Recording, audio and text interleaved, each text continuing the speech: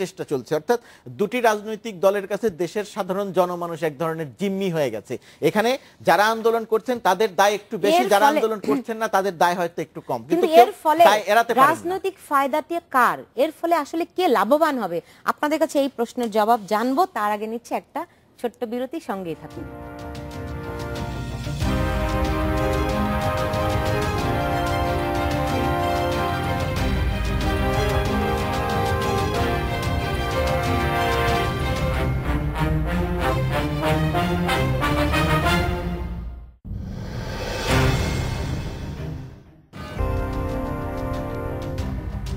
বিরতির পর ফিরে এলাম, দেখছেন বাংলাদেশ এখন।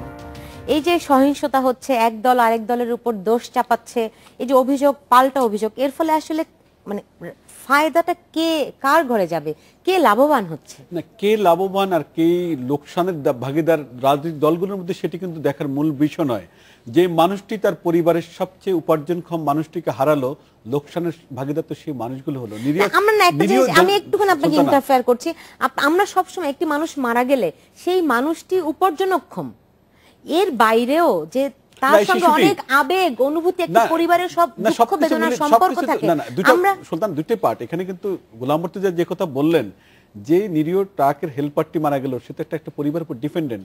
আবার যে শিশুটি নৃশংসভাবে এখন কাতরাচ্ছে বার্নিতে বসে, কিংবা অবি যে ছেলেটি স্বপ্ন দেখেছিল সে বড় কিছু হওয়ার, একটি সাধারণ ঘর থেকে উঠে আসা, অনেক সব ধরনের মানুষই কিন্তু এই শিকার হচ্ছে। কিংবা যেই ছাত্রীটি ইডেন কলেজের, সেই যখন এই নৃশংসতার শিকার হলো, সেই পরিবারটির আবেগ কিন্তু এক এক রকম, এবং সবাই কিন্তু এই নিষ্ঠুরতার শিকার হচ্ছে। এবার একজন পার্টিকুলার কেউ নয়, পার্টিকুলার একটা পার্ট নয়। আপনি এই প্রথম মানুষ খুনের একজন উৎসব আমি বলতে পারবো। মানুষ এত নিষ্ঠুর, এত নৃশংস, আপনি একটি মানুষকে পুড়িয়ে মারা, বারবার সারা বিশ্ব বিবেককে জাগ্রত করছে না, সাধারণ মানুষকে জাগ্রত করছে না, মানবাধিকার সংগঠনগুলোকে এখানে যেরকম সোচ্চার ভূমিকা আমরা আশা করছিলাম সেটা দেখি না। আমি শেষ করছি এটা বলে, আপনাকে আপনার দায় কে এড়াবে? আপনি ছাত্র শিবির, আমরা তো দেখতে পাই ছাত্র শিবিরের একটা ম্যাচে অভিযান চালিয়ে বোমার বারুদের যে সন্ধান পাওয়া গেল, আপনি এটা এড়াবেন কি করে দায়টা? ছাত্র দলের যে নেতৃবৃন্দ, আজকে যে নেতাটি নিহত হলেন, তার পরিবারের কিন্তু অন্য সদস্যরাও আহত, সেই পরিবারের সদস্যদের তাদের বা কি দোষ? এই যে একটা প্রক্রিয়া, রাজনৈতিক দলগুলোর এখানে দায় এড়ানোর কোনো সুযোগ নেই। আপনি সরকারি দল, আপনারও দায় এড়ানোর সুযোগ নেই। আমি এটা বলে শেষ করছি, আপনি সরকারি দল হলে এই জনগণের জানমালের নিরাপত্তার দায়িত্ব আপনার। আপনি যখন জানমালের নিরাপত্তা দিতে পারবেন না, তখন আপনি প্রশ্নবিদ্ধ হবেন, আপনাকে জবাবদিহি করতে হবে, আপনাকে জনগণের কাজ করে দাঁড় করতে হবে যে তুমি আমার জানমালের নিরাপত্তা দেওয়ার কথা তুমি পারলা না। আপনি এখন কোন প্রক্রিয়া দিবেন? আপনি সমঝোতার মধ্যে দিয়ে দিবেন, নাকি আপনি একটা অন্য কঠোর অবস্থানে দিবেন? আমি বল প্রয়োগ বা কঠোর অবস্থানের সমর্থন করি না, কিন্তু আমি যেই কোনো প্রক্রিয়ার মধ্যে দিয়ে এই সংকটের নিরসন করতে হবে, এটাই সাধারণ মানুষের একটা প্রত্যাশা। কিভাবে হবে সেই প্রসঙ্গটি আমি ফিরবো, কিন্তু তার আগে একটু জনাব গোলাম মুর্তজা আপনার কাছে জানতে চাই, এই যে 30 জন মানুষ পুড়ে মারা গেল, এই ধরনের ধারাবাহিক আগুনে পুড়ে মানে আগুনে পুড়ে মরার ঘটনা কি আগের রাজনৈতিক হিস্ট্রি থেকে আছে? না, বাংলাদেশের রাজনীতিতে ধারাবাহিক মানে একবার দুইবার হয়েছে এইরকম ঘটনা। দেখেন, এখন যেভাবে রাজনীতিতে সহিংসতা হচ্ছে, বাংলাদেশের ইতিহাসের সবকটি আন্দোলনে সহিংসতা ছিল, কম ছিল, এক একটা সময় এক এক ধরন ছিল। কিন্তু আমি যোগ করি এখানে আর বলি, সেই সমস্ত আন্দোলনে সহিংসতা ছিল, সহিংসতার সঙ্গে রাজনৈতিক কর্মসূচিও ছিল, রাজনীতিও ছিল। যারা আন্দোলন করছিল তারাও রাজনীতি করত, যাদের বিরুদ্ধে আন্দোলন ছিল তারাও রাজনীতি করত। কিন্তু এখনকার রাজনীতিতে দেখেন, আপনি এখনকার ঘটনায় আন্দোলনে দেখেন, এখন যারা আন্দোলন করছে তারা শুধু সহিংসতা করছে, রাজনীতি নেই, রাজনৈতিক কোনো কর্মসূচি নেই, আপনি তাদের কোনো নেতাকর্মীকে কোথাও পাবেন না, শুধুমাত্র সহিংসতা। আবার সেই সহিংসতা মোকাবেলা যারা করছে, মোকাবেলা করার জায়গাতে যদি আসেন, আওয়ামী লীগের মতো এত বড় একটি রাজনৈতিক দল, এত সংগঠিত একটি রাজনৈতিক দল, এই সংগঠিত রাজনৈতিক দলটির আপনি পুলিশ প্রহরায় কিছু জায়গায় ছাড়া আর কোথাও এই দলটির নেতা কর্মীদের কোথাও কোনো অস্তিত্ব দেখবেন না। এরা টেলিভিশনের সামনে অনেক বড় বড় কথা বলে, কিন্তু এদের এলাকায় কিন্তু কোনো অবস্থান নেই। আপনি মিঠাপুকুরে বোমা মেরে মানুষ মেরে ফেলা হচ্ছে, কিন্তু সেখানকার এমপি কিন্তু এলাকায় নেই। আপনি খোঁজ নিয়ে দেখেন, সাতক্ষীরার এমপি কিন্তু এলাকায় নেই, আপনি চাঁপাইনবাবগঞ্জের ওই এলাকার এমপি কিন্তু এলাকায় নেই, গাইবান্ধার এমপি কিন্তু এলাকায় নেই। অর্থাৎ আপনি যে বললেন যে এই মানুষ পুড়িয়ে মারার, বর্তমান সময়ে এটা একটা এইভাবে মারা হচ্ছে। আরেকটি কথা যেটা, যে আন্দোলনের সময় এক একটি চিত্র এক এক রকম থাকে, সেটা বললাম। আর বর্তমান সময়ের আন্দোলনের আরেকটি বড় দিক, যেটা সবচেয়ে বড়ভাবে যেটা ক্ষতিগ্রস্ত হচ্ছে, সাধারণ জনমানুষ বিশেষ দলের উপরে নয়। আমরা চেষ্টা করছি কি, বিএনপি চেষ্টা করছে আওয়ামী লীগকে জনগণের কাছে অখুশি মানে খারাপ করতে, আওয়ামী লীগ চেষ্টা করছে বিএনপিকে খারাপ করতে, কিন্তু ক্ষতি যেটা হচ্ছে, ফল যেটা হচ্ছে সেটি হচ্ছে নিরীহ মানুষ মারা যাচ্ছে, সাধারণ জনমানুষ রাজনীতি এবং রাজনীতিবিদদের উপর তারা বীতশ্রদ্ধ হয়ে যাচ্ছে। এর প্রেক্ষিতে বর্তমানে যেহেতু পৃথিবীর প্রেক্ষাপট বদলে গেছে, কালকেই একজন প্রিয় দেশবাসী বলে ক্ষমতা দখল করতে আসবে না বদলে যাওয়া প্রেক্ষাপটে, কিন্তু এটা রাজনীতিবিদদের বাস্তবতা নেই, কিন্তু বাস্তবতা নেই।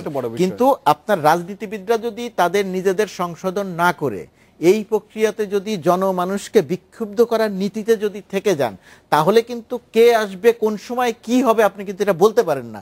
পৃথিবীতে কিন্তু সবকিছু বদলে গেছে, কিন্তু থাইল্যান্ডের অবস্থায় কিন্তু দেখা গেছে যে সেখানের কিন্তু ক্ষমতায় নির্বাচিতরা থাকতে পারেননি। পৃথিবীতে অনেক জিনিস দৃশ্যমানভাবে মনে হয় যে কোনো কিছু ঘটবে না, কিন্তু কোনো না কোনো দিন একই ঘটনা আরেকবার ঘটবে না। সেই 1/11-এর ঘটনা যে আরেকবার ঘটবে আমি সেটা মনে করি না। কিন্তু রাজনীতিবিদরা যদি নিজেদের সংশোধন না করেন, তাদের প্রেক্ষিতে যদি মানুষ হত্যাকাণ্ডের শিকার হয়, তাহলে তো সাধারণ মানুষ রাজনীতিবিদদের সমর্থন করবে না। আপনি সংকটের সমাধান করতে চাইছেন, হ্যাঁ সহিংসতার সমাধান তো শক্তি প্রয়োগ করে করতে হবে, করেন, কিন্তু সহিংস বিষয় দুইটি, একটি রাজনৈতিক আর একটি সহিংসতা। প্রথমে রাজনৈতিক সমস্যা আপনাকে স্বীকার করতে হবে, তারপরে আপনাকে এটা সহিংসতা মোকাবেলা করতে হবে। আপনি যদি রাজনৈতিক সমস্যাটাকে পাশে রেখে শুধুমাত্র সহিংসতাকে শক্তি দিয়ে মোকাবেলা করতে চান, আমার ধারণা আপনি শেষ পর্যন্ত মোকাবেলা করতে পারবেন না। রাজনৈতিক সমস্যা এবং সহিংসতা দুইটা আলাদা বিষয়, বিষয়টিতে আমি ফিরবো।